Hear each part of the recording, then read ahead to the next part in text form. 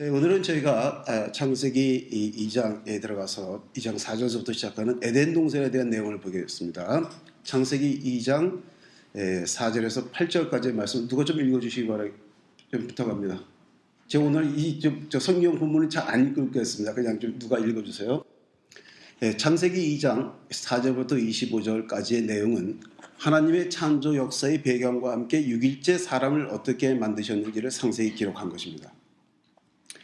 제2성전 시대의 현인들은 토라를 3년간 배우도록 하면서 토라 내용을 각각 나누어 놓았는데 두 번째 토라 포션에 해당하는 곳에 사람이 창조된 내용과 함께 에덴 동산에 관한 내용, 그리고 아담과 하와의 타락으로 인한 에덴 동산에서의 추방된 것을 한 포션으로 나눴어요. 그래서 저희들이 사실은 3년간의 그 토라를 이걸 배우기로 했잖아요. 근데 사실은 3년 안 되겠어요. 한 10년 걸릴 것 같아요. 이렇게 나가면. 그래서 지금 원래는 제가 오늘 여기 세 번째 강의를 하잖아요. 그러니까 지난주에 끝났어야 돼요. 3장까지. 근데 오늘 2장까지 겨울 끝날 것 같아요. 제가 왜 이렇게 말씀을 드리냐면요. 1장, 2장, 3장은 굉장히 중요합니다. 이거를 처음에 단추를 잘못 끼면요. 한번 삐뚤어지기 시작하면 그 다음에 걸쳐볼 수가 없어요. 성경을 볼 수가 없어요. 성경을. 그리고 우리가 반드시 토라의 어느 부분을 가서 성경 어느 부분을 가더라도 다시 돌아갈 곳이 어디입니까? 창세기 1장, 2장, 3장입니다. 그래서 창세기 1장, 2장, 3장 굉장히 중요합니다. 하지만 창세기 2장 4절에서 이것이 천지가 창조될 때에 하늘과 땅의 내력이니 라고 한 것은 창세기 5장 이전까지 이어지는 것으로 이해되어야 한다고 저는 생각하고 있습니다. 그 이유는 창세기 5장 1절은 이것은 아담의 계보를 적은 책이니라, 하나님이 사람을 창조하실 때에 하나님의 모양대로 지으시되라고 시작하는 내용과 관련되기 때문입니다.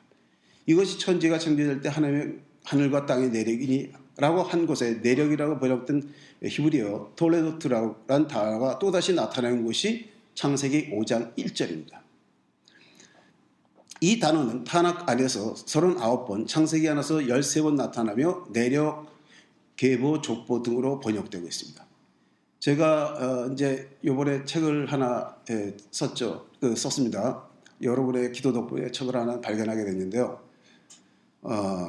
제가 토라와 절기라는 책은요. 저는 그 10몇 년 동안 이 절기를 지키면서 제 신앙 안에서 지키면서 그 안에서 배우면서 제가 제가 느낀 거, 제가 배운 것을 쓴 거거든요. 그래서 여러분들이 그냥 유대인들이 이렇게 하더라 하는 것과는 조금 차이가 있을 겁니다. 예.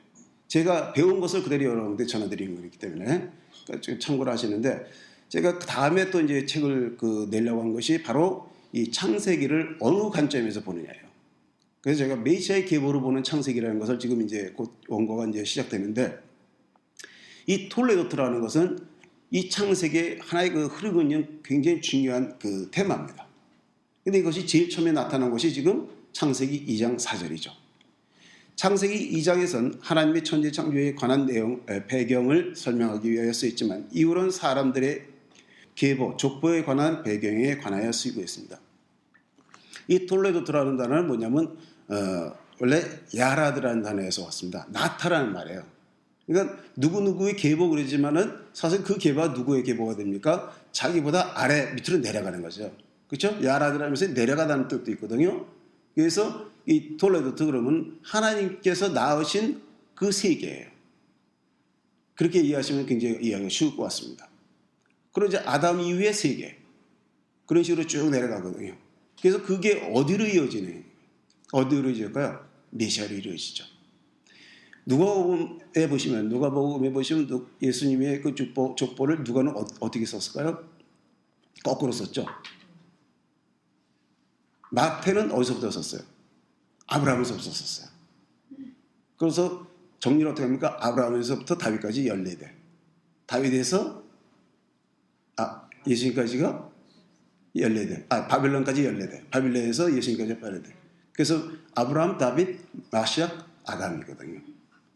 그 유대인에게는 이 족보가 굉장히 중요합니다. 왜냐하면 마태복음이 처음에 올 수 있는 내용이 아니잖아요. 어떻게 보면 이게 연대적으로 써 있으면, 어떻게 보면 데살로니가 전서 같은 게 먼저 와 있을지도 몰라요. 그러나 연대적이 아니에요, 성경은요. 항상 주제적입니다. 그래서 어디하고 연결이 됩니까? 족보가 이 메시아의 족보하고 연결이 되기 때문에 마치 창세기의 톨레도토하고 같아요. 제가 보기에는. 근데 마태는 그렇게 썼지만 누가는 거꾸로 써 올라갑니다. 거꾸로 써서 어디로 올라갑니까? 그 계보가 하나님까지 가잖아요. 마치 하나님의 계보가 그렇게 이어지는 거예요. 예. 창세기 2장에서는 하나님의 천지 창조에 관한 배경을 설명하기 위하여 쓰였지만 이론 사람들의 계보에 관한 배경에 관하여 쓰이고 있습니다. 특히 창세기 5장에서는 에덴 동산에서 추방된 아담과 하와에게 초점을 맞춰서 아담의 계보라고 한 것을 알 수 있습니다. 이것은 마치 하나님의 천지 창조의 배경과 사람의 계보와의 관련성을 암시하는 것 같습니다. 분명히 여기서는 하나님의 내력이라고 하고 이제 계보라고도 할 수 있잖아요. 톨레도토라는 단어가 쓰였기 때문에. 그런데 그것이 어디로 연결됩니까? 그것이 아담에게 연결이 된다는 거예요. 그러니까 말하자면 누가가 쓴 그 누가복음서에 나오는 예수님의 계보를 보면 그 일반적으로 유대인들의 그 이름이 있잖아요. 이름은 뭐라고 하냐면 만약 이삭 같으면은 이삭 벤 아브라함입니다. 아브라함의 아들 이삭이에요. 그러니까 예수님 같은 분은 예슈아 벤 요셉, 요셉의 아들 예수아. 그렇죠? 근데 지금 아담의 이름은 뭘까요? 아담 벤 엘힘. 그렇죠? 성경적으로 한다면 그런 거예요. 그러니까 지금 창세기 2장과 5장에서 그 톨레도토라고 하는 내력이라는 단어 혹은 계보라는 단어가 연결 지어주는 것이 누구한테서 왔다? 인간이 하나님에서 왔다는 거예요. 주 하나님의 창조의 내용에서 알 수 있듯이 그분의 창조는 이 땅과 그곳에 사는 모든 피조물을 축복하십니다. 특별히 사람은 그분의 창조의 꽃이라고 말할 수 있죠. 따라서 천지 창조의 내력을 소개하면서 사람이 어떻게 만들어졌는지를 설명하는 것은 천지 창조 내력에게 중요한 메시지를 담고 있다고 볼 수 있습니다. 자, 창세기 2장 5절에서 6절에서는 5절에서 6절까지 보시면 주 하나님이 땅에 비를 내리시지 아니하셨고 땅을 갈 사람도 없었으므로 들에는 초목이 아직 없었고 밭에는 채소가 나지 아니하였으며 안개만 땅에서 올라와 온 지면을 적셨더라 이렇게 말씀하고 있는데 여기 보면요. 이미 저희들이 살펴봤듯이 창세기 1장 2절에서 23절에 사람이 만들어지기 전의 상황입니다. 마치 어떻게 되어 있었습니까? 그때 처음에 땅이 혼돈하고 공허했잖아요. 기억나십니까? 그게 무엇과 같다고요? 광야와 같아요. 이스라엘이 죄를 짓고 바빌론으로 쫓겨갔을 때 그 약속의 땅이 무엇과 같았습니까? 혼돈하고 공허했어요. 똑같은 히브리어 단어가 쓰여있거든요, 거기. 그러니까 지금 그 설명을 다시 한번 그 리마인드 시켜주는 거예요. 그 읽는 사람한테. 아직 사람이 낳기 전에는 그런 상태에서 지금 준비가 되어 왔다는 거죠. 그리고 사람이 어떻게 만들어졌는가를 7절부터 설명하고 있습니다.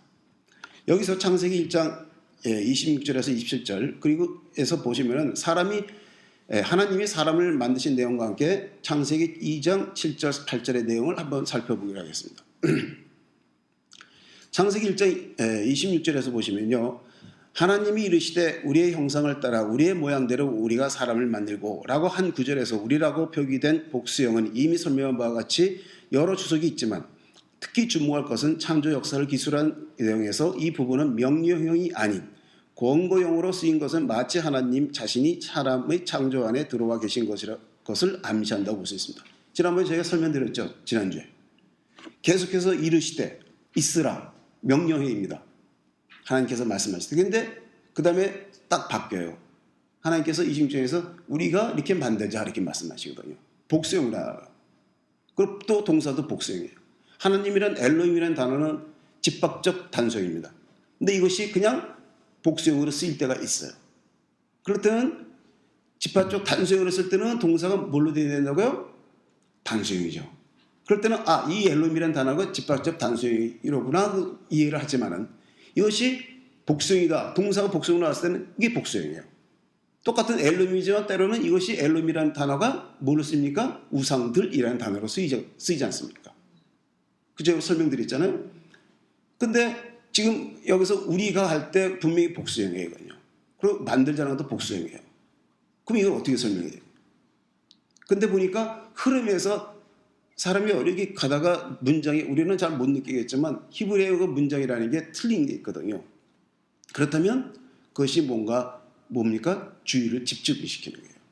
그 히브리어에서는 그런 단어들도 많이 있거든요. 우리나라로 보면 뭐랄까 보라 그런 단어도 있잖아요. 예, 그런 것들이 이제 뭔가를 집중시킬 때 그런 단어를 많이 쓰거든요.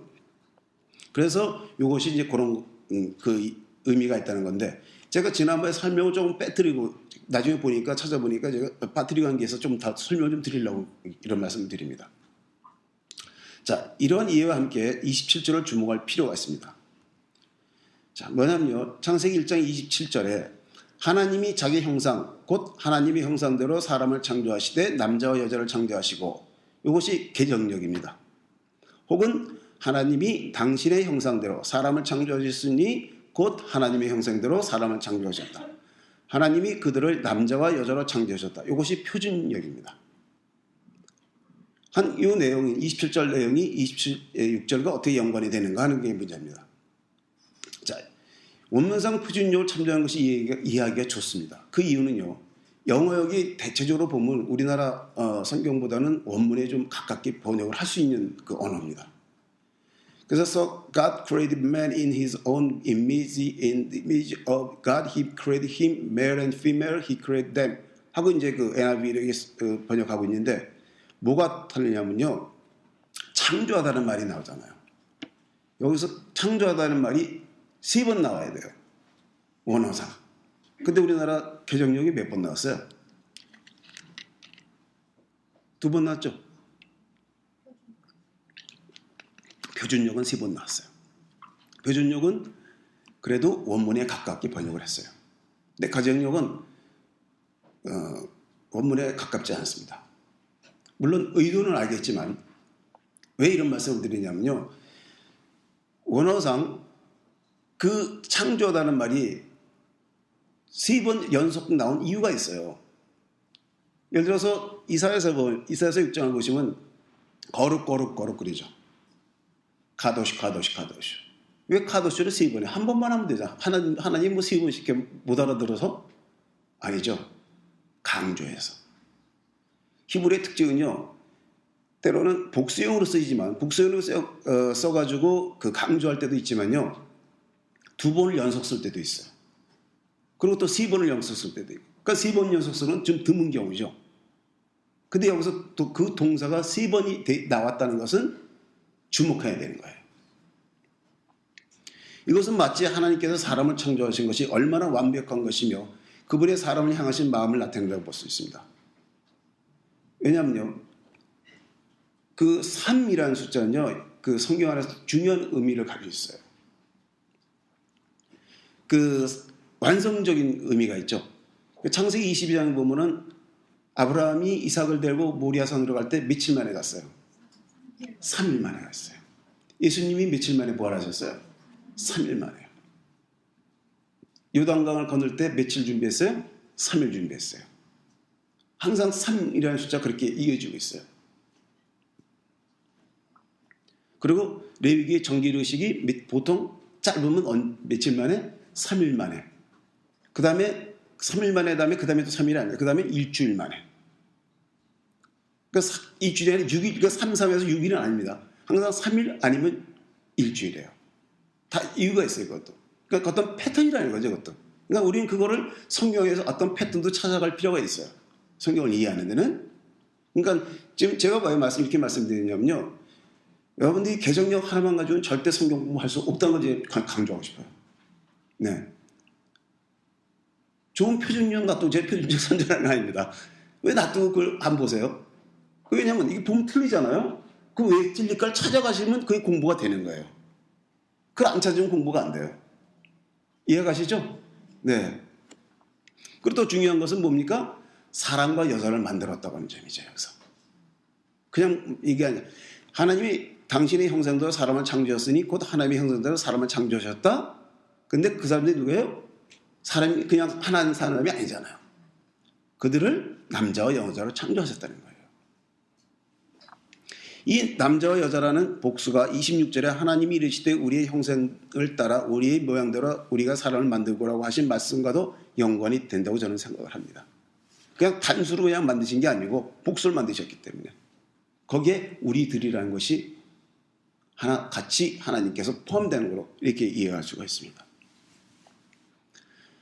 자, 창세기 1장에서 천지 창조의 주격이 엘로힘, 하나님으로 표현되어 있지만 2장에서는 주 하나님, 아도나이 엘로힘 이렇게 표현이 바뀐 것을 알 수 있죠. 처음에 1장 1절은 엘로힘이잖아요.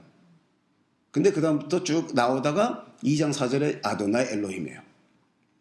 이렇게 하나님에 대한 표현이 바뀐 것은 십계명의 시작인 출애굽기 20장 22절을 생각나게 합니다.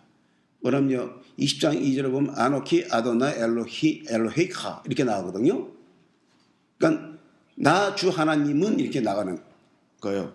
창세기 출애굽기 20장 2절서부터. 사실은 출애굽기 20장 2절이 뭡니까? 성경의 시작입니다. 그 전에 그 아도나이 엘로힘이 누구냐? 그걸 알기 위해서는 어디로 돌아가야 돼요? 창세기 1장 2장 3절은 가야 되잖아요. 그걸 설명하는 거거든요. 말하자면 이스라엘을 노예의 집 이집트에서 구하신 분은 다름 아닌 천지를 창조하신 하나님이시라는 겁니다. 그냥 아도나이 엘로힘이 누구예요? 그냥 하나님이 아니에요. 그냥 애굽에서 볼 수 있었던 그런 우상들이 아니에요. 우상의 한 분이 아니에요. 저희가 이런 걸 많이 보시잖아요. 종교다원주의라고 해가지고 무슨 단체인가 그런 걸 많이 하죠. 그 기독교도 거기 들어가 있고 무슨 종교도 들어가 있고 무슨 종교도 들어가서 같이 우리 찾아봅시다. 말이 안 되는 얘기예요. 그러면 결국 하나님은 그 많은 신 중에 한 분이라는 얘기밖에 안 되잖아요. 하나님과 같은 분을 비교할 수가 있습니까? 다른 신하고? 그건 성경에서 벗어난 일이죠. 성경에서 아도나이 단어는 하나님의 성으로 쓰이는데 특히 그분과 개혁적 관계를 나타낼 때 쓰입니다. 그래서 그 이스라엘에 관련돼서 계속해서 이스라엘에서는 아도나이 엘로힘이라는 단어보다는 그냥 아도나이로 쓸 때도 많잖아요. 그러니까 특별할 때 아니면은 아도나이 엘로힘이 잘 안 써요. 그냥 아도나이예요. 따라서 여기서 주 하나님이라는 표현은 첫사람을 만드신 하나님과 아담과의 개혁적 관계를 나타냅니다. 그러면 어떤 분들은 그래요. 아니, 아담과 하나님은 언제 개혁을 맺었다고 성경에 써있냐? 노아는 계약 맺었다고 써있다는 거죠. 대홍수에. 그래서 무지개의 애를 갖다가 그 언약의 상징으로 놔두셨잖아요. 계약의 상징으로. 그렇죠? 그 다음에 아브라함과는 계약의 상징이 뭡니까? 네? 어떻게? 새를 갖다 잡아 얘기한 거예요? 할례죠. 할례죠, 할례. 계약의 상징. 유대인들이 제일 자랑하는 게 그거 아니에요.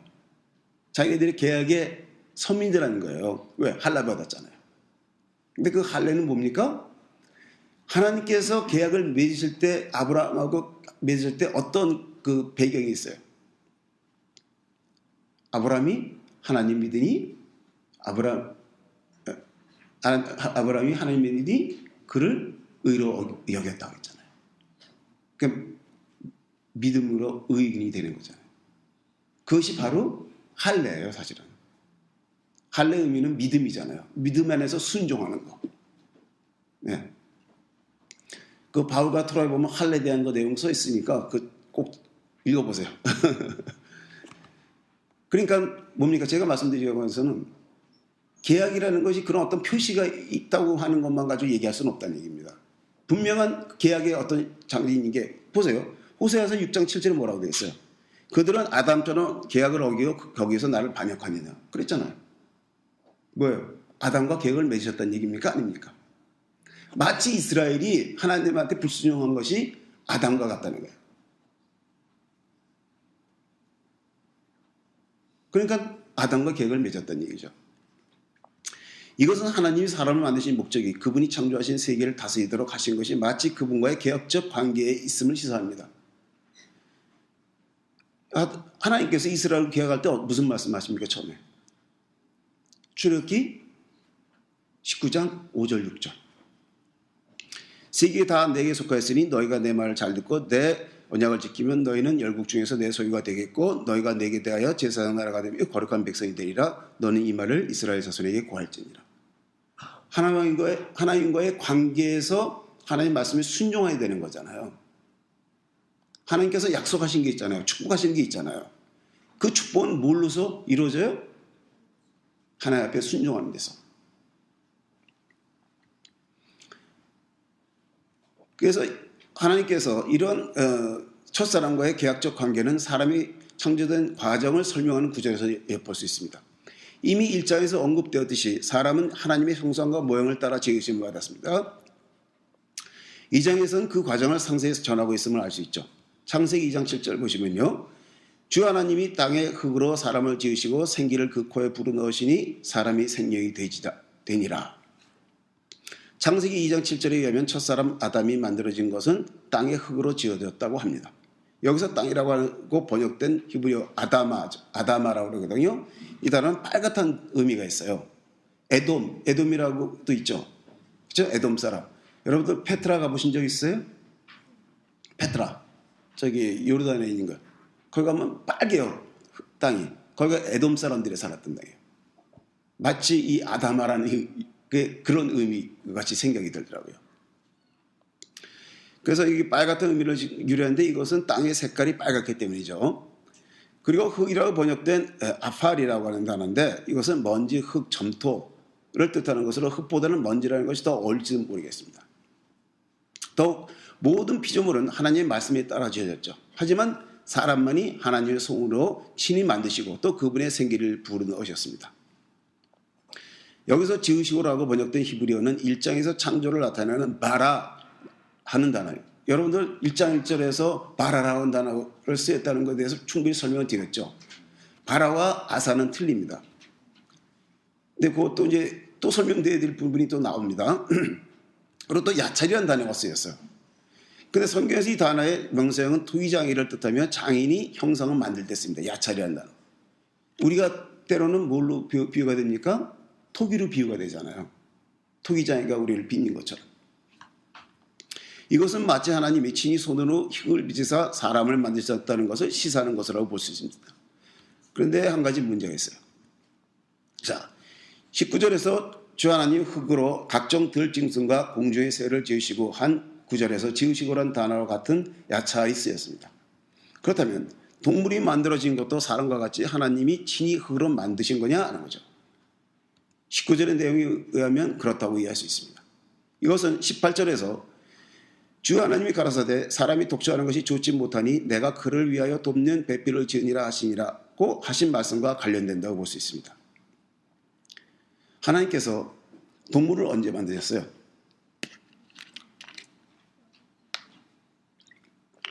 여섯째 날 만드셨죠? 근데 다섯째 날까지는 다섯째 날은 뭘 만드셨어요? 다섯째 날 바다의 짐승들, 그죠? 바다의 물고기에 말하자면. 근데 그것이 큰 물고기 같은 게 있었는데 그 뭐라고 그랬죠? 그게 사실은 뱀이었었잖아요. 출입기 나오는 뱀하고 똑같은 단어가 나왔잖아요. 탄닌, 그죠? 예. 그리고 거기에 이제 사실은 우리가 다섯째 날에서 좀 혼돈이 올 수 있는 게 뭐였었어요? 바라라고 한 단어가 쓰였었어요. 근데 그것을 우리가 어떻게 이해해야 된다고요? 거기 이스라엘 있기 때문에 이미 그거는 언제 만들어진 거예요? 1장 1절에 만들어진 거예요. 그것을 제가 어떻게 또 설명드렸죠? 출애굽기에서 보면 개구리가 있었는데 그것이 다시 나타나게 하니까 나타난 거잖아요. 이해가시죠? 예. 근데 동물은 여섯째 날 동물은 좀 틀리더라고요. 동물은 만드셨어요. 왜 그랬을까요? 동물하고 같이 아담한테 돕는 배필로서 만드신 것 같아요. 의도적으로 어떤 면에서. 지금 그 얘기도 있잖아요. 그런데 아담하고는 맞지 않는 거예요. 그러니까 그거 사실은 하나님께서 처음부터 그렇게 만들 의사가 있으신 거죠. 그러나 하나님께서 한번 보신 것 같아요. 우리한테 이해를 돕기 위해서. 절대 인간은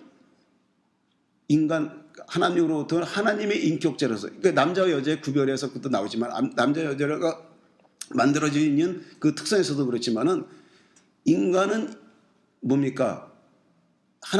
여자하고 남자하고 어떻게 따로따로 만들어진 게 아니잖아요. 사실은. 흙을 따로 빚었어요? 아니죠. 하나에서 하나 나왔어요. 이것도 어떻게 보면 하나님 안에 있는 그 하나님의 본질이에요. 네. 사람이나 동물이나 똑같은 흙으로 만들어졌지만 다른 것은 동물의 경우는 창세기 1장 25절에서 히브리어 아사란 단어가 쓰였고 사람의 경우는 창세기 1장 26절 27절에서 각각 히브리어 아사와 바라가 같이 쓰였어요. 그것이 틀리다는 얘기죠. 그러니까 이런 아사와 바라가 쓸 때 특히 이제 아까 창조한 때 한 게 3번 나왔잖아요. 26절에서 만드셨다는 건 아사라는 단어예요. 1장 26절에. 근데 27절에서 창조하셨다고 한 그 3번 나온 단어는 다 바라예요. 그러니까 인간은 하느님께서 아사도 되시고 바라도 되는 건 뭐냐면요. 아사라는 단어가 뭐라고 했죠? 무에서 유에, 아니 유에서 유. 바라는 무에서 유. 근데 인간은 뭐예요? 유에서 유도 되고 무에서 유도 돼요. 왜? 흙을 가지고 만드셨으니까. 그렇습니까? 그렇습니까? 그러니까 이 단어가 히브리어가 단어 쓰여진 걸 갖다 우리가 잘 봐야 되거든요. 그냥 한국어로 번역된 것만 가지고 영어로 번역된 것만 가지고는 이해할 수가 없습니다. 저자가 유대인이기 때문에 방법이 없어요. 자, 더욱 중요한 사실은 사람에겐 하나님의 생기가 들어갔다고 하는 거죠. 이것이 하나님과의 관계성을 알리는 중요한 사실입니다. 천지창조에서 가장 주목을 받은 것이 사람이지만 본질이 땅의 흙이라는 사실은 사람은 아주 하찮은 것으로 만들어졌다는 걸 시사하는 겁니다. 죽으면 어디로 가요? 흙으로 들어가요. 흙, 그야말로 먼지 같은 흙. 오레오 윤달이라고 해서 뭐 있죠? 아니 그게 아니고 저기 산소를 파여서 다 이렇게 없앤다고 그러잖아요. 예, 그럼 이제 그 잘 묘를 쓴 사람들은 보니까 그게 없대요. 그야말로 아주 흙으로 다 돌아가서. 예, 그렇죠. 그렇습니다. 우린 흔적도 없어요. 죽으면은. 예. 비록 하자는 땅이 먼지라 할지라도 하나님의 생기가 들어감으로 생명이 된 것은 창조주신 하나님의 권위와 권능을 알리면서 나아가서 그분의 피조물인 사람의 존재가 얼마나 귀한가를 알리는 거죠. 한글역에서 생기를 그 코에 불어넣으시고라고 번역하는데 이것은 마치 하나님의 생명이 사람에게 전해진 것을 시사하는 듯합니다. 생기를 후 불었다고 그러잖아요. 여러분들 그 디모데 후서 3장 16절 생각나십니까? 디모데 후서 3장 16절에 보시면은 하나님의 영감으로 됐다고 그러죠. 성경이. 그게 원래 사실은 하나님의 입김을 불어넣었다 그런 말이에요.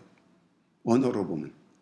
그래서 영어에서는 God breath라고 이렇게 번역을 했죠. 마치 하나님 말씀은 하나님의 입김을 불어넣은 것 같아요. 요 지금 말씀드린 걸 기억하시면서 제 설명을 좀 들어주시기 바랍니다. 여기서 생기라고 하는 것은 네샤마라고 하는 것은 단순히 숨이라고 말할 수 있습니다. 말하자면 사람이 숨을 쉼으로 생명을 유지할 수 있듯이 하나님의 숨이 사람에게 전해짐으로 사람이 숨을 쉴 수 있게 되었다는 거죠. 즉 생명을 유지할 수 있죠. 그래서 우리가 숨이 멈추면 죽잖아요. 근데 다시 어떻게 해요? 숨을 불어넣으면 살아 죽어요. 살 수도 있고 죽을 수도 있지만 대체로 살잖아요. 인공호흡 하면요.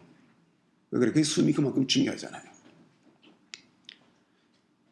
그래서 한 가지 더 주목할 것은 하나님의 말씀이 그분의 입으로부터 나온다고 한다면 그분 입에서 나온 생기가 사람의 코로 통에 들어갔다고 하는 것은 마치 그분의 말씀이 사람에게 들어간 것을 암시하는 듯합니다. 이것은 그분의 말씀으로 천지가 창조된 사실과 일맥상통합니다. 제가 조금 전에 뭐 말씀드렸죠? 하나님의 말씀이 뭘로 됐어요? 하나님의 입김을 부어가지고. 그러면 하나님의 입김을 부은 것이 뭡니까? 하나님이 입에서 나오는 말씀이잖아요. 그럼 인간의 입김으로 생기가 들어왔다는 건 뭡니까? 말씀이 들어왔다는 얘기예요. 저도 이게 몰랐었는데 어떤 유명한 랍비가 쓴 책을 보고 알았어요. 그분 대단하게 아주 영감이 대단해 진짜. 예. 유대인들은 그렇게 생각하더라고요. 그래서 그분이 얘기가 우리가 하나님 앞에서 왔기 때문에 하나님의 입에서 나왔지 않느냐. 그 말씀으로 돌아가야 된다는 거예요. 예. 근데 말씀에 돌아가는데 해석이 또 중요하지 사실은. 그렇죠? 예. 그분은 단순히 그분이 말씀하시로 만들어진 것이 아니라 그분의 손길을 통해 지음받고 그분의 입으로부터 나온 생기가 코에 들어감으로 사람의 생명이 되었다는 것은 그분의 말씀으로 사람의 생명이 되었다는 것을 의미합니다. 우리 안에 말씀이 들어와 있기 때문에 우리가 살아가는 거예요. 살 수 있는 거예요. 이것은 성경 전체를 통해 알 수 있듯이 사람이 빵으로만 살 수 있는 것이 아니라 그분의 말씀으로 말미암아 살 수 있다는 말씀을 기억나게 합니다. 신명기 8장 3절. 너희를 갖추시며 너희를 줄이게 하시고 또 너도 알지 못하며 너희 열조도 알지 못하던 만나를 네게 먹이신 것은 사람이 떡으로만 사는 것이 아니요 주의 입에서 나오는 모든 말씀으로 사는 줄을 너로 알게 하려 하심이라. 예수님도 40일 금식하시고서 유혹을 받았을 때 이 말씀으로 물리치셨잖아요. 유혹을요. 사람이 떡으로만 살 것이 아니라 하나님의 말씀으로 산다는 거예요. 그래서 우리가 말씀이 없이 그 예수를 믿지 않고, 그렇죠? 예수를 믿었다는 건 우리 안에 말씀이 들어온 거예요. 그렇잖아요. 안 그렇습니까? 그분이 말씀이시잖아요. 그분이 말씀이 육신이 되신 분 아니에요. 그분을 받아들인 건 뭐예요? 그분이 우리 안에 들어온 거죠. 우리가 예수를 믿으면 우리가 영접했다 그러죠. 우리나라 말에 참 좋아하잖아요. 영접했다. 마음으로 영접했다. 그분을 받아들였다는 얘기 아니에요. 그럼 그분이 말씀이 우리 안에 들어왔잖아요. 근데 그것을 우리가 뭐로 이해할 수 있어요? 우리 말씀이 있었던 것을 다시 우리 안에 회복이죠. 우리 잃어버린 우리의 정체성의 회복입니다. 그거는. 그것을 갖다가 우리가 새 사람이라고 하잖아요. 사람이 큰 사람이 있고 새 사람이 있어요? 원래 사람은 다 똑같잖아요. 하나님의 지으심 받았으니까. 그러나 예수를 믿음으로 새 사람 됐다는 거예요. 리뉴예요. 그렇지 않습니까? 네. 그러니까 우리가 예수님을 만남으로 우리 안에 말씀이 회복된 거예요. 우리 정체성이 회복된 거예요. 우리 안에 말씀이 원래 있었던 것이 회복되는 거예요. 근데 그 말씀이 없던 사람을 갖다 없는 사람 뭐라 그래요? 우리가 죽었다 그러잖아요. 우리가 말씀이 있는 것과 없는 것은 죽었느냐 살았느냐예요. 인간도 말씀이 들어왔기 때문에 살아있잖아요.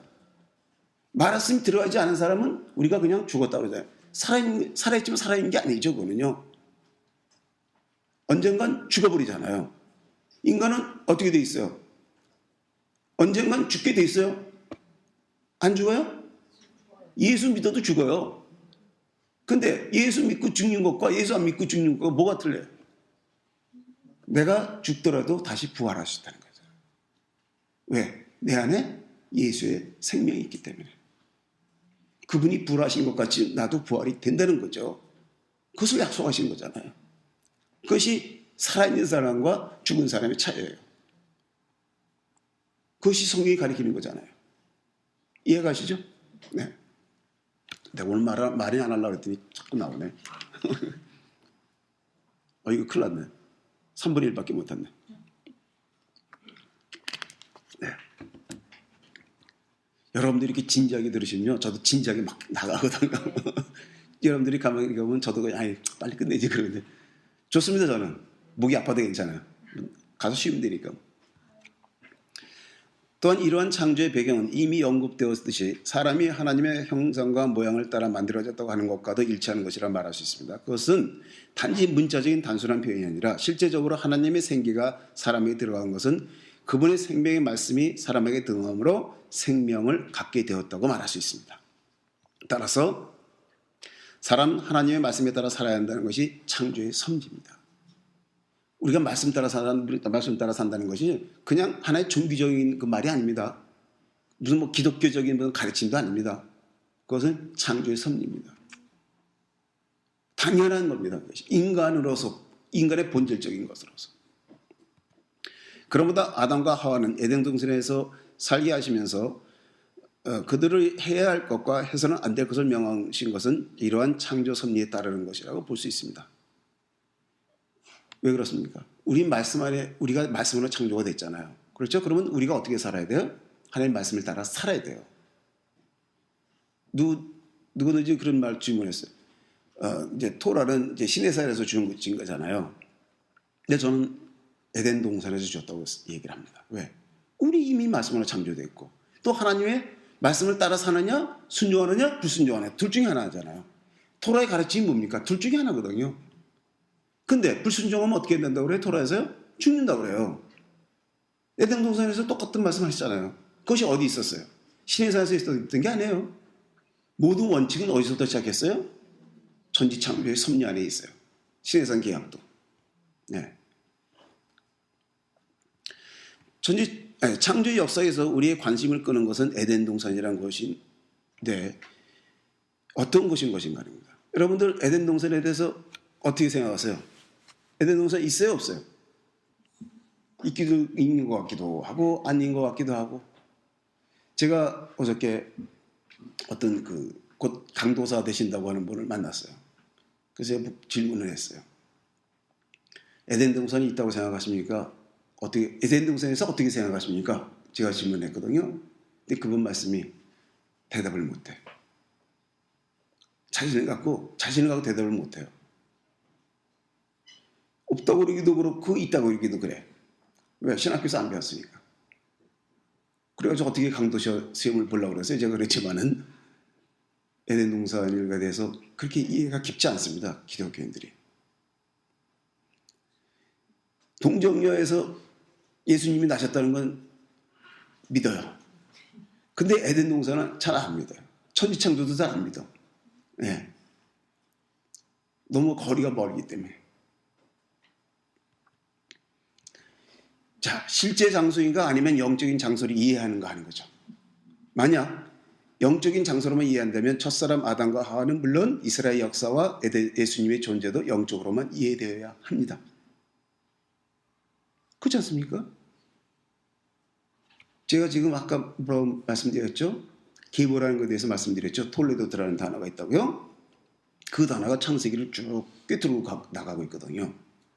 그것이 어디로 이어집니까? 마태복음에 이어지죠. 예수님의 계보로. 왜 마태복음이 처음에 예수님의 계보를 시작하는 거냐.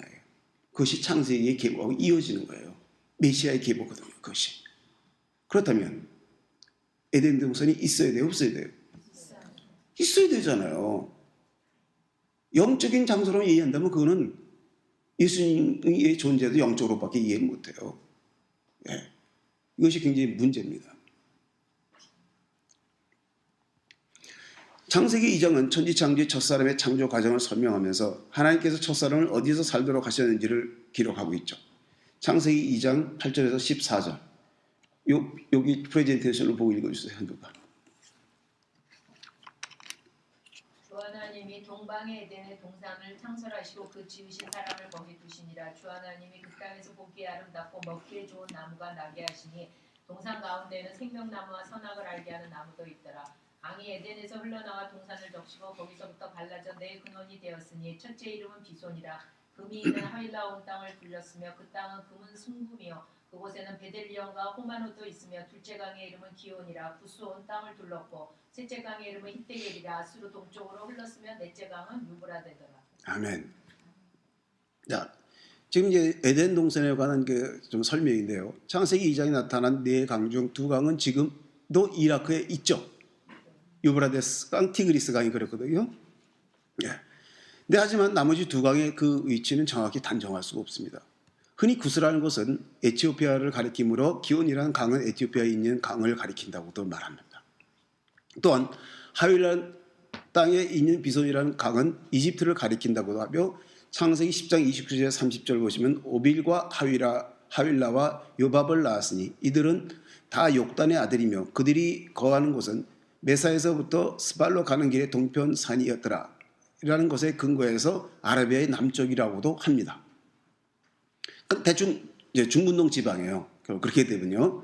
물론 어느 쪽도 단정하기는 어렵지만 창세기 10장 10절을 보면 또 이에 롯이 눈을 들어 요단들을 바라본즉 소알까지 온 땅에 물이 넉넉하니 주께서 소돔과 고모라를 멸하시기 전이었으므로 주의 동산과 같고 애굽 땅과 같았더라 한 것은 마치 에덴 동산이 약속의 땅을 가리키는 것이라고 보여집니다.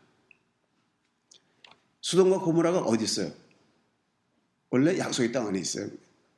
여러분들 이스라엘 가보셨어요? 이스라엘 가보시면요, 그 사해 바다가 있잖아요. 사실은 호수지면 바다라고 하죠. 너무 크니까. 그 밑에 부분이 이렇게 돌아오면 여기가 소돔과 고모라는 데세요. 그리고 누가 이제 가르쳐 주더라고요. 그래서 거기 이제 보면은 사해 옆에 보면 그 뭡니까? 그 진짜인지 아닌지 모르겠지만 그 전승에 의하면 거기 그 롯의 아내 속인 기둥이 있습니다. 거기. 자기가 거기서 가까운 데예요. 사실은. 그러니까 약속의 땅이 소돔과 고모라가 어디 있었어요? 약속의 땅에 있었다고 보면 아시면 돼요. 예. 그러니까 마치 그 모세도 그렇게 표현을 하는 거예요. 예. 또 예언서에서 약속의 땅과 에덴 동산과 연관돼서로 말하고 있음을 알 수 있습니다. 말하자면 예언자들이 황폐한 약속의 땅이 에덴 동산처럼 되었다고 말하는 것은 약속의 땅이 곧 에덴 동산이라는 것을 말하는 것입니다. 자, 증거를 몇 가지 대드리겠습니다. 에스겔서 36장 35절에 보시면 사람이 이르기를 이 땅이 황무하더니 이제는 에덴 동산같이 되었고 황량하고 적막하고 무너진 성읍들의 성벽과 거민이 있다 하리니 뭡니까? 이스라엘 땅이 이제 다 쫓겨나서 그러니까 뭐같이 됐어요? 황폐했잖아요. 그러니까 뭐같이 됐다고요? 에덴 동산같이 황폐했다고. 에덴 동산은 아담과 하고 쫓겨난 후에 황폐했다는 거예요. 그것은 곧 뭡니까? 약속의 땅과 에덴 동산이 이퀄이라는 얘기예요. 그리고 다시 하나님의 약속의 땅을 회복시키는 것이 마치 에덴 동산을 회복하시는 것이라고 말합니다. 이사야서 5장 51장 3절 대저 나 주가 시온을 위로하되 그 모든 황폐한 곳을 위로하여 그 광야로 에덴 같고 그 사막으로 주의 동산 같게 하였으니 그 가운데 기뻐함과 즐거움과 감사함과 창화하는 소리가 있으리라. 약속의 땅과 에덴 동산이 같다는 얘기죠. 그렇습니까? 안 그렇습니까? 저는요 그냥 이렇게 뭐 제가 영감을 얻었습니다 이게 말씀 절대 안 드립니다. 그렇게 하면 큰일 나요. 어디서 찾아요? 성경은요? 성경은 성경에서 찾아야 돼요. 왜? 하나님께 딱 주셨는데 성경 안에서 알 수 있도록. 더욱 주목할 것은 예언자 스가랴는 회복된 약속의 땅에 흐르는 물이 마치 에덴 동산에 흐르는 물과 같이 표현합니다. 스가랴서 13장 8절 그날의 생수가 예루살렘에서 솟아나서 절반은 동해로 절반은 서해로 흐를 것이라 여름에도 겨울에도 그러하니라. 생수라는 말, 그죠? 마임하임이라고 그러는데요. 리빙 워터, 그죠? 영어로는요. 생수가 나는 거 예루살렘에서. 마치 이것이 에덴 동산에 흐르는 그 물과 같아요. 이것은 또한 계시록 22장 1절 2절에서 다시 확인되죠. 계시록 22장 1절 또 저가 수정같이 맑은 생명수의 강을 내게 보이니 하나님과 및 어린 양의 보좌로부터 나서 길 가운데로 흐르더라. 강 좌우에 생명나무가 있어 12가지 실과를 맺히되 달마다 그 실과를 맺히고 그 나무 잎사귀들은 만국을 소성하기 위하여 있더라. 이게 언제 얘기입니까? 다시 회복될 때잖아요. 예수님 오시고 그때 예루살렘이 어떻게 돼요? 새 예루살렘이 위로부터 내려오잖아요. 그래서 회복되거든요. 그리고 에덴 동산의 보석들이 많잖아요. 그것이 마치 이 출애굽기 25장에서 27장에 보면 성막의 구조를 이렇게 찾을 수 있는데 거기 나오는 그 보석들 있잖아요. 그 성막에서 쓰이는 보석들이 에덴 동산의 보석과 같은 거예요. 맞아요. 그날 학계는 다음 가지 말합니다. 학계서 2장 7절 8절을 보시면 또한 만국을 진동시킬 것이며 만국의 보배가 이르니 내가 영광으로 이전에 충만케 하리라.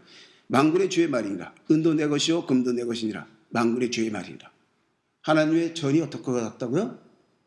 금과 은이 충만해요. 에덴 동산에 뭐가 충만했어요? 금과 은이 충만했잖아요. 사도 요한은 장차 세워질 예루살렘의 모습을 다음과 같이 설명합니다. 21장 18절 계시록 그 성곽은 벽으로 쌓였고 그 성은 정금인데 맑은 유리 같더라. 이해가십니까?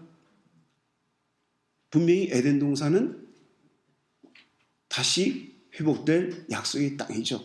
그곳에 예수님이 오실 땅이잖아요. 그분이 마지막 아담이시기 때문에.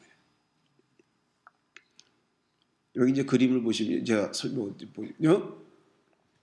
여기 유브라데스 강, 티그리스 강이잖아요. 그렇죠? 그 다음에 구스라는 데가 어디냐면 에티오피아라는 거예요. 이해가시죠? 그 다음에 에덴 동산이 그래서 약속의 땅이라는 거죠. 여기 있다는 거죠. 저는 그렇게 이해를 하고 있습니다. 자, 히브리어에 에덴이라는 단어는 즐거움을 나타내는데요. 단어 안에서 그 의미를 잘 수는 없지만 수메르어의 평지, 평원을 뜻하는 에디누와 아라마나 아카드의 풍성하다는 의미를 지른 단어에서 유래한다고 합니다. 그리고 이 구절들에 기록된 4개의 강들 중에 현재까지 이름이 남아있는 강들이 둘이 있는 것에서 이러한 제역적인 표현은 에덴이란 곳이 좁은 지역이 아니라 넓은 지역을 가리키는 것을 볼 수 있습니다. 그런데 이 동서는 언제 만들어진 것일까? 창세기 2장 8절은 문맥상 앞에 7절과 연속되는 구절입니다. 근데 문맥상 아담과 하와가 창조된 후 하나님께서 그들을 위하여 특별한 장소를 만드셨다는 것을 시사한같이 보여요. 그러나 이 땅은 6일 창조해서 만들어진 것이며 이것을 에덴 동산이라고 부르는 거죠. 그 이유는 성경은 반드시 연대순으로 기록되지 않았고 어떤 주제를 강조하기 위해 때로는 문맥이 전혀 바뀌는 경우가 많습니다. 그래서 어떤 분들이요, 계시록을 갖다 볼 때 계시록을 가지고 연대순으로 봐요. 계시록 연대순으로 보면 큰 오차가 생깁니다. 제가 카메라 사진 찍는 걸 좋아하거든요. 그러면 카메라 찍는 사람들은 그 광각 렌즈라고 해서 그 넓게 그렇게 찍는 게 있고 좁게 찍는 게 있고 망원 렌즈가 있고 또 이제 마크로 렌즈가 있고 크게 나누면 3가지로 나눌 수 있어요.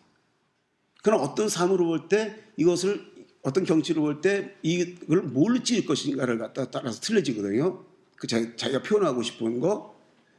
그러니까 마치 그 내용이 성경의 내용이 그렇게 보여요. 저는요. 어떤 때는 어떤 초점을 맞춰서 망원 렌즈로 딱 줌을 잡아서 찍어내고 보여주고, 그리고 어떤 때는 더 세밀하게 보여줄 때가 있고 어떤 때는 광범위하게 보여줄 때가 있어요. 그거를 찾아가는 거거든요. 그러니까 성경을 연대순으로 이렇게 해서 착착 가다 보면 딱 걸려요. 돌아가야 돼. 민수기가 그렇잖아요.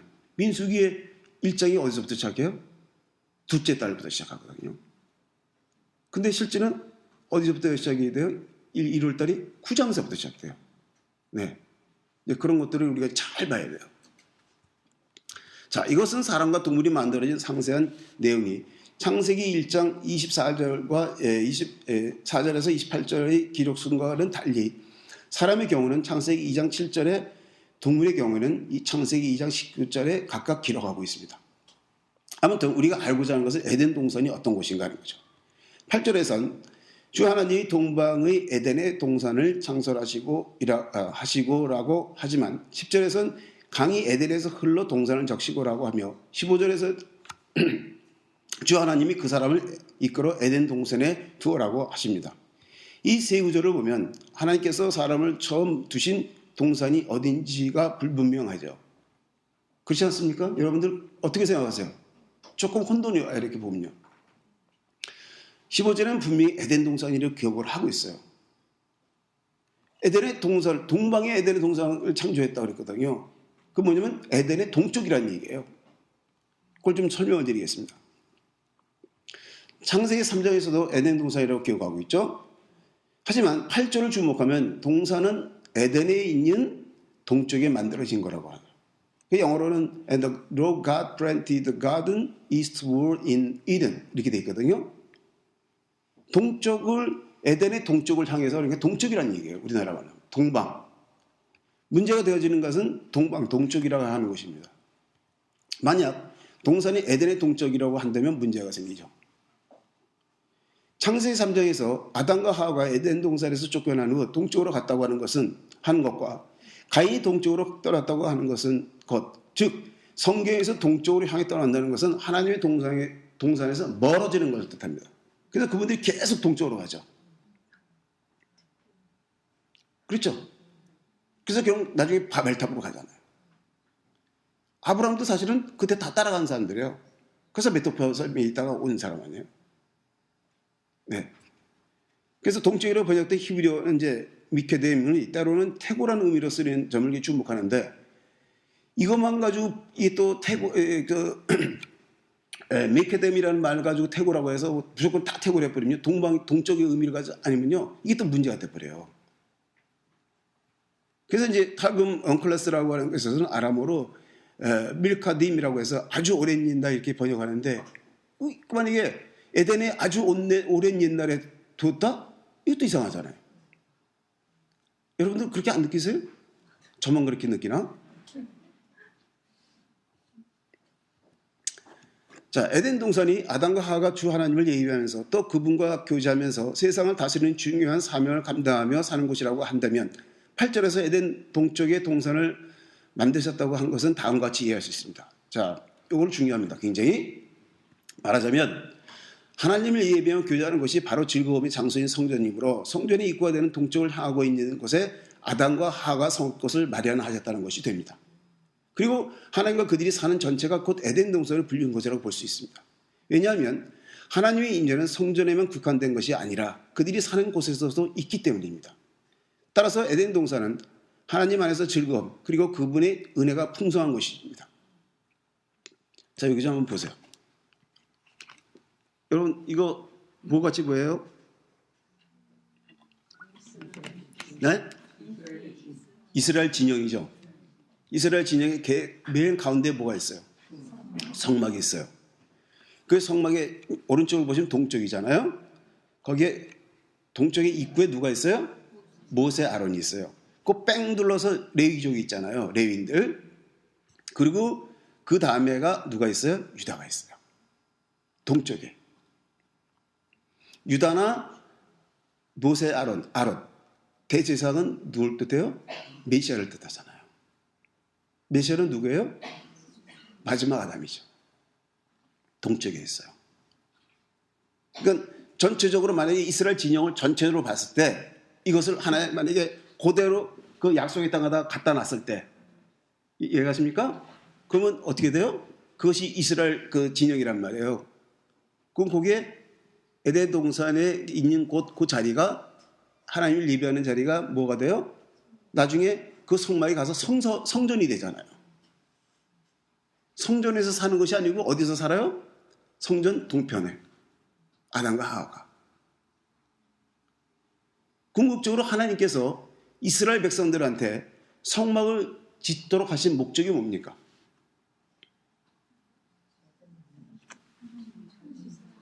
네? 그건 나중 얘기입니다. 네, 맞습니다. 내가 너희 가운데 거하기 위해서.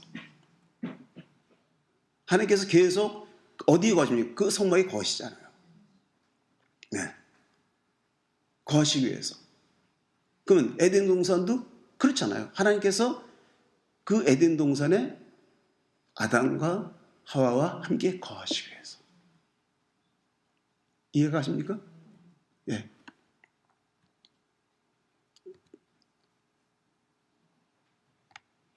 요거 이제 또 보시면 이제 알죠? 이 동쪽, 서쪽. 제가 원고 준비하러 고생 많이 했죠? 요게 이제 제가 이제 저희들이 여러분들 창세기 배우고 나서 나중에 출애굽기 배우면 다 이 성막 자세히 공부할 거예요. 예. 여기 보시면은 여기서 이제 오른쪽에서 들어가잖아요. 그렇죠? 결국은 하나님께서 이 성막을 통해서 뭘 보여줬겠어요? 모세한테 시내산 위에서 그 에덴 동산의 모습이죠. 에덴 동산의 모습이에요. 하나님과의 만남이 있는 그 증거궤 안에. 저는 이야기로 이 증거궤에 있는 돌판 있잖아요. 그게 뭐가 들어가 있죠? 하나님 말씀 10계명이잖아요. 그것이 생명나무라고 저는 생각을 하고 있습니다. 생명나무는 뭐예요? 하나님 말씀이죠. 네. 그래서 유대인들은 그 생명나무가 뭐라고요? 토라라고 그러죠. 네. 우리가 하나님 말씀을 순종하면 살 수 있어요. 불순종하면 죽는 거고요. 우리가 예수를 믿는 것도 사실은 토라에 순종하는 겁니다. 아세요? 여러분들이 예수를 믿잖아요. 1단계적으로 여러분들은 토라에 순종하고 들어온 거예요. 그걸 아시죠? 모르시는가 봐. 그냥 복음서에서 믿다고 천만의 말씀이에요. 복음은요, 토라에서부터 오는 겁니다. 아시겠어요? 왜요? 토라는요, 우리가 율법 안에 그냥 있다 그러면 죽어요. 근데 그 율법 안에서 뭘 갖다 길을 열어줬어요? 토라 안에서. 죄 없는 동물의 제사를 통해서 우리가 용사함을 받잖아요. 그분이 누구예요? 예수님이잖아요. 그 복음이 어디 있는 거예요? 토라 안에 있잖아요. 그러니까 복음은 어디서부터 온다고요? 토라에서부터 오는 거예요. 그러니까 우리가 예수를 믿게 된 것도 그 토라의 복음 안에 들어온 거예요. 여러분들이 1단계 토라를 안에 들어온 거죠. 예. 자, 에덴 동산을 땀을 흘려야 먹을 것을 얻을 수 있는 곳이 아니라 늘 먹을 것이 풍성한 곳이죠. 그렇다면 어째서 15절에서 주 하나님이 그 사람을 이끌어 에덴 동산에 두어 그것을 경작하며 지키게 하시고 라고 했는가 하는 의문이 생깁니다. 랍비들은 이 구절에서 경작하며 지키게 하시고 라고 하신 말씀과 창세기 1장 28절에서 모든 생물을 다스리라 하시니라고 하신 말씀이야말로 사람에게 주어진 의무라고 설명을 합니다. 다스리라고 하는 것은 왕권을 의미한다고 하죠. 다스리는 것은 왕권이잖아요. 왕이 다스리는 거잖아요.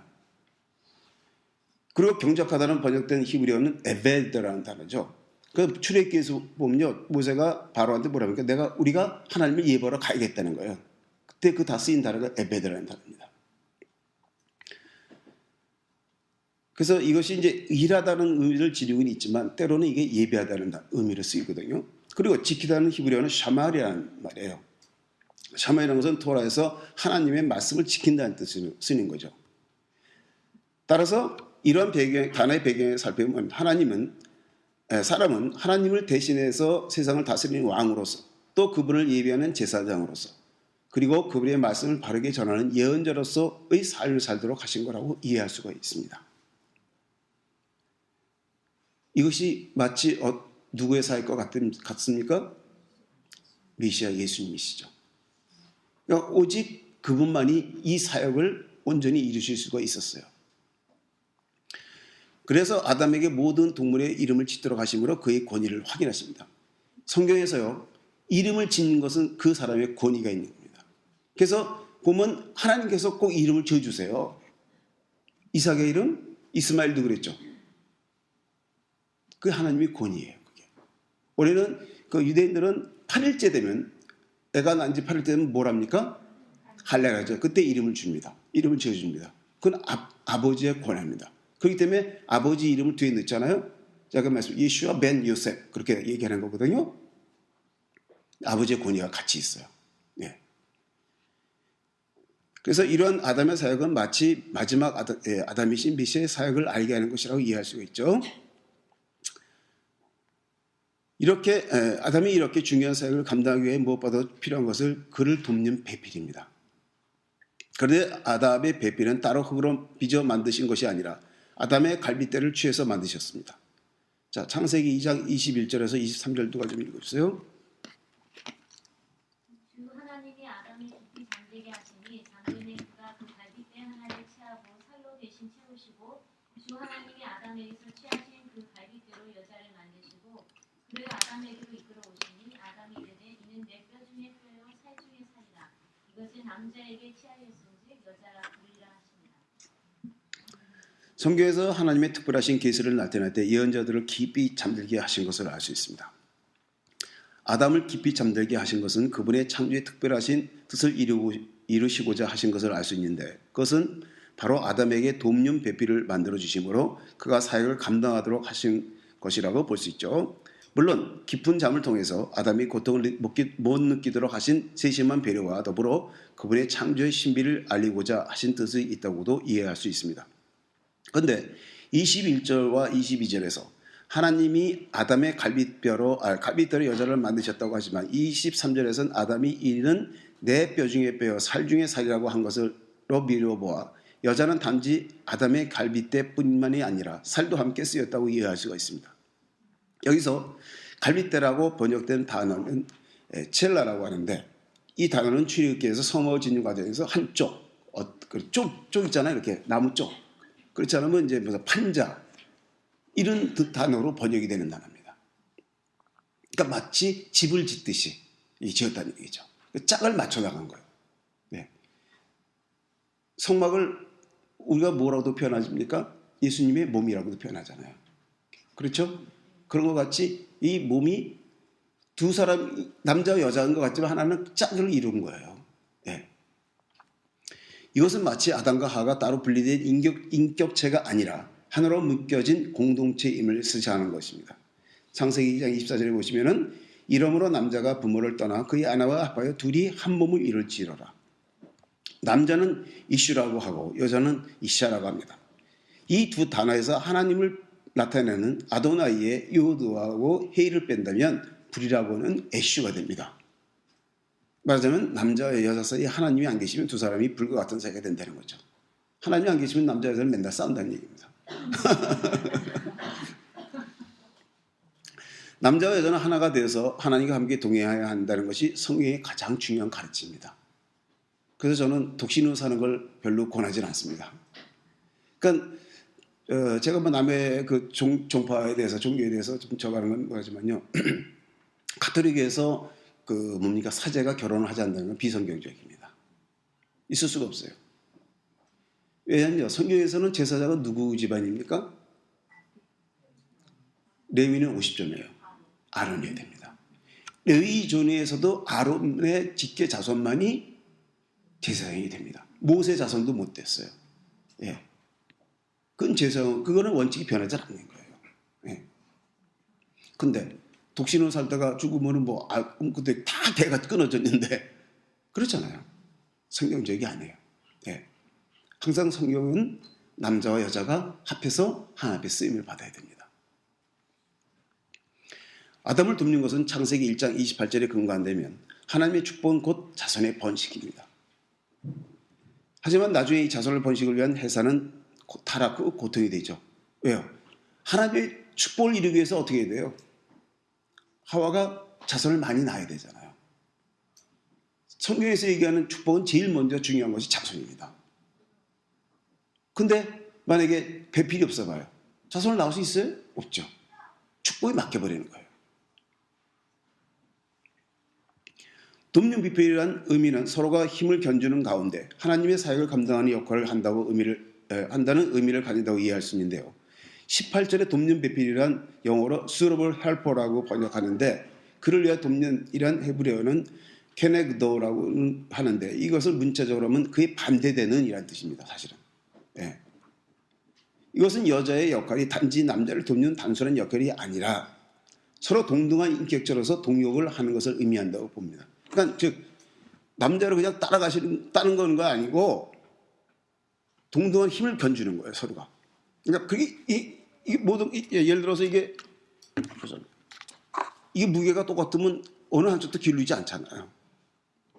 그래서 반대된다는 얘기예요. 이게.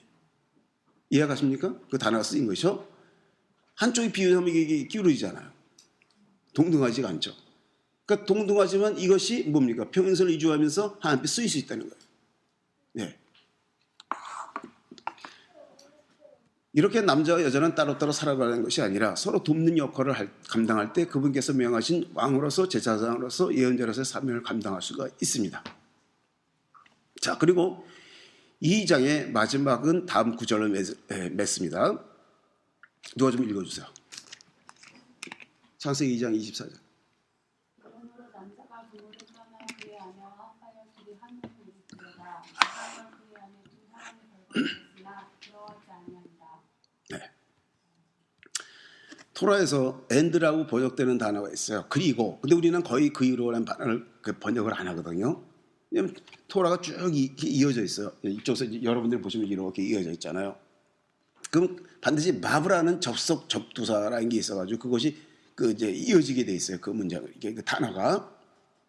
그러면 이제 영어로는 보통 and라고 이렇게 번역이 되거든요. 근데 우리나라에서는 그 거의 이제 무시를 해버리고 번역을 하죠. 그냥 그리고 하면 좀 이상하잖아요. 근데 항상 이 마브라는 단어가 있어가지고 그 문자가 있어서 그걸 이어가요. 예를 들어서 그 창세기 끝나고 그 다음에 출애굽기 가잖아요. 출애굽기도 반드시 마브가 있어요. 이어지는 거예요. 끊어지는 게 아니에요. 그런데 24절은 알켄이라고 하는 단어가 썼어요. 바보가 안 와요. 그리고 이 단어는 이름으로 그러므로라고 번역이 되는데 이것은 이어지는 설명의 한 부분이 아니라 설명을 위해서 한 근거를 쓴 단어입니다. 말하자면 과거 어떤 관습이나 관례가 있었던 것을 소개하면서 문장을 읽게 하는 거죠. 제가 다시 한번 말씀드리지만 지금 창세기에 있는 사람이 모세의 오경을 쓴 모세의 오경을 갖다 읽은 사람들이 누구였을까요? 처음에 첫 사람들은요, 이스라엘 사람들이잖아요. 이스라엘 사람들은 한테는 옛날에는 이런 것이야 이렇게 하고 설명하는 거예요. 이해가십니까? 그러니까 우리가 해도 똑같아요. 이것은 뭐냐? 하나님의 천지 창조의 섭리는 이런 거야. 뭐예요? 둘이 하나가 되는 거래. 남자가 여자가. 네. 따라서 24절에서 이러므로 남자가 부모를 따라 그의 아내와 합하여 둘이 한 몸을 일지라고 한 것은 하나님의 창조 섭리를 알려주는 겁니다. 마지막 부분이죠. 따라 지금 에덴 동산 창조의 모든 섭리가 사람이 부모로부터 태어나지만 창조 섭리는 남녀가 하나였음을 말하는 거죠. 우리가 남자 여자가 따로 떨어진 게 아니에요. 우리는 어디서부터 왔어요? 사실은 한 분으로부터 왔잖아요. 네. 자, 25절에서 아담과 그의 아내 두 사람이 벌거벗었으나 그 한 구절에서 벌거벗었다는 것은 히브리어인 것은 아롬이라고 하는 단어예요. 뭐 아롬임이라고 하는데 복수를 쓰였죠. 이거는 그러나 이제 단수형으로 이제 소개를 해드리겠습니다. 그건 창세기 1장에 강교하다 번역된 아름하고 비교가 됩니다. 자, 보세요. 여기 그냥 모르셔도 그림이 비슷하죠? 근데 뭐가 틀려요? 뭐만 틀린 거거든요. 아롬, 아룸.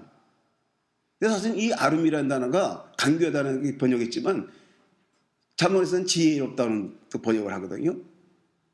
그때에 따라서 좀 틀리게 번역하는 것 뿐입니다. 말하자면 이 단어의 나열은 이게 쭉 나열되잖아요. 이렇게 계속 이어지는 거니까. 우리는 2장 그 다음에 3장 이렇게 이어지면 그게 아닙니다. 토라는 그냥 쭉 이어져 있습니다. 이 단어에는 사람이 본래 죄가 없었음을 시사하는 거죠. 벌거벗었다는 건 어떤 때 우리가 뭐라고 그래요? 내가 죄 없는데 하면 다 벗어와야겠어? 이런 얘기 안 합니까? 그러잖아요. 내가 결백하다는 얘기 아니에요. 그런 뜻이에요, 이게 사실은요. 참 이게요. 어떻게 보면 성경을 공부하면서 한국말 표현이 참 너무 좋아. 표현할 수 있는 방법이 너무 많아요, 한국어는. 예. 그러나 3장 7절에서 이에 그들의 눈이 밝아져 자기들이 벗은 줄 알고 무화과 나무 잎을 엮어 치마로 삼았더라 한 9절에서 벗은 줄이란 것은 에롬입니다. 이것도 뭐가 틀려요? 모음만 틀립니다. 이 단어는 토라에서 헐벗은 쓴 것을 뜻하는 단어로 씁니다. 신명기 28장 48절에 보시면요. 네가 줄이고 목마르고 헐벗고 모든 것이 부족한 중에서 주께서 보내시자 너를 치게 하실 적군을 섬기게 될 것이니 그가 철멍에를 네 목에 베어 마침내 너를 명할 것이라. 여기서 에롬이라는 단어가 헐벗었다는 얘기잖아요. 그러니까 이게 벗었다는 얘기인데 벗었긴 벗었다는 얘기인데 뭐예요? 이것은 고생한다는 얘기잖아요. 그리고 또 이 단어는 예언서 안에서 불순종에 대한 하나님의 징벌을 나타낼 때 씁니다. 에스겔서 16장 39절, 23장 29절. 16장 39절에 보시면은 내가 또 너를 그들의 손에 넘기니 그들이 네 누각을 헐며 네 높은 데를 부수며 네 의복을 벗기고 네 장식분을 빼앗아 네 몸을 벌거벗게 버려두며. 그 벌거벗게 버려뒀다는 것은 죄에서 헐벗게 만들었다는 얘기잖아요. 그런데 처음에 3장 이전에 지금 2장에서 마지막에서 벗었다는 건 뭡니까? 아직까지는 죄가 없었다 그래요. 이해가 되십니까? 그냥 벗었다 그냥 문자적으로 한 것도 있겠지만은 다 그 의미가 있거든요. 아직까지는 죄가 없었다는 거예요. 그래서 똑같은 자음을 썼는데도 발음이 틀린 거예요. 근데 이것이 나중에 죄를 짓고 나서는 이 단어가 어떻게 바뀝니까? 징벌하는 대상으로 바뀌어요. 헐벗게 되고 벌거벗겨지고 고생하는 걸로. 이해가 되시죠? 자, 오늘 여기까지 하죠. 다 됐습니다. 감사합니다.